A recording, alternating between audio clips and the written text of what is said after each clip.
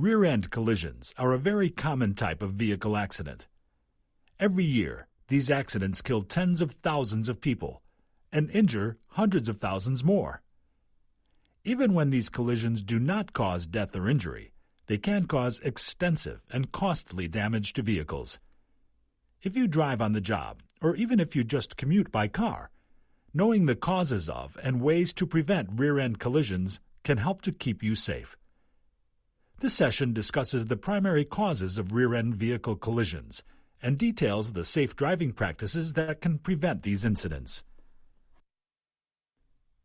Rear-end collisions can happen for a variety of reasons.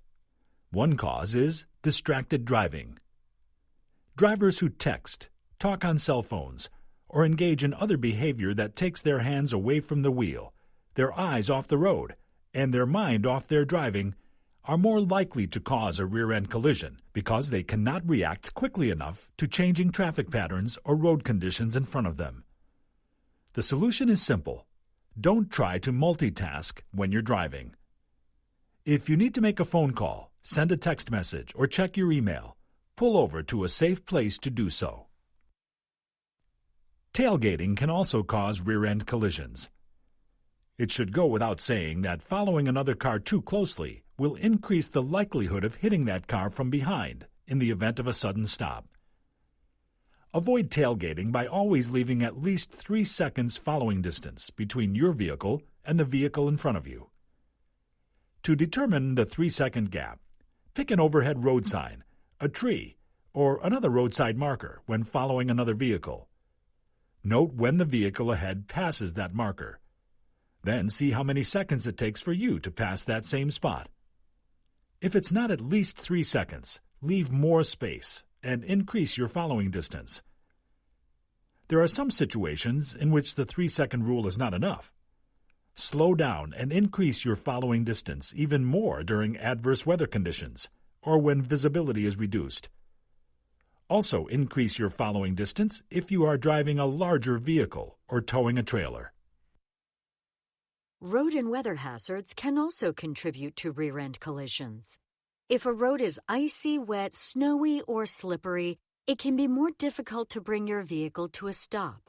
In addition, foggy conditions or poor visibility during a storm can prevent you from seeing a car in front of you until it's too late. To prevent rear-end collisions in bad weather, slow down and increase your following distance.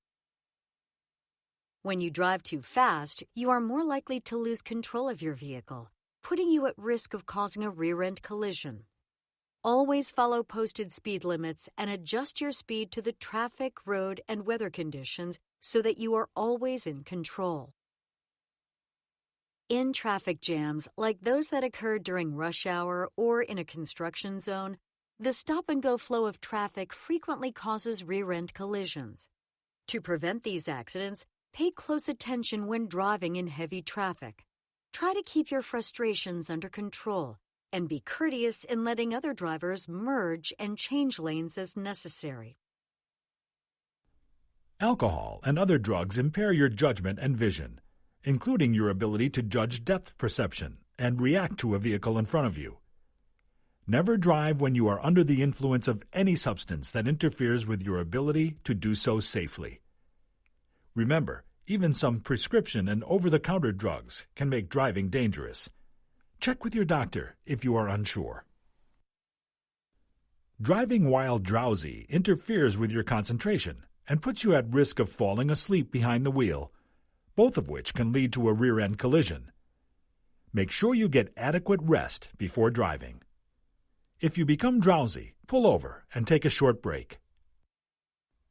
By following these basic safe driving practices, you'll reduce your risk of causing a rear-end collision and keep yourself, your passengers, and other drivers safe.